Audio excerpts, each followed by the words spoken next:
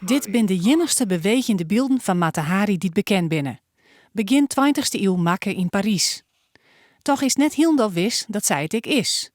Liekers Mata Hari doet de steeds en verhalen over haar nou nog een mysterie binnen.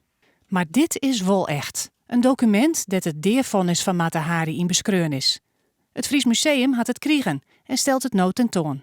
Het mooie van dit document is dat het in eerste instantie het is uniek.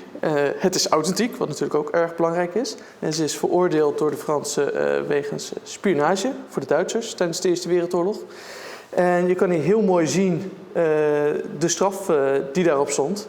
De doodstraf. Het document is van juli 1900 en in oktober van dat jaar kwam ze voor het vuurpeloton.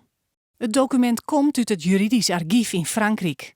Eens vreemd dat een origineel document daaruit hellen is. Hoe het daaruit is gekomen, ja, dat weten we niet.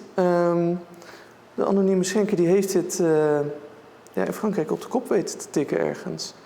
Maar ja, hoe het daar ook weer terecht is gekomen, dat is nog een vraagstuk dat wij nog niet hebben kunnen oplossen. Hier staan haar namen, Margaretha Zelle, haar familie en betteplak Ljouwert, haar wenplak Parijs, haar beroep doenseres.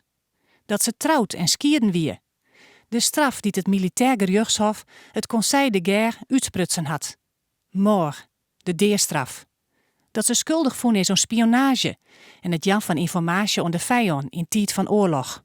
Wij zijn hier hartstikke blij mee. Het is natuurlijk fantastisch om zo'n uniek, authentiek document geschonken te krijgen. Dus nee, hier zijn wij hartstikke blij mee. Het is fantastisch.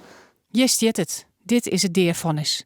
Maar als ze weer schuldig wie aan spionage, vertelt dit net. Dit geeft geen antwoord op de vraag of ze nou echt schuldig was of niet.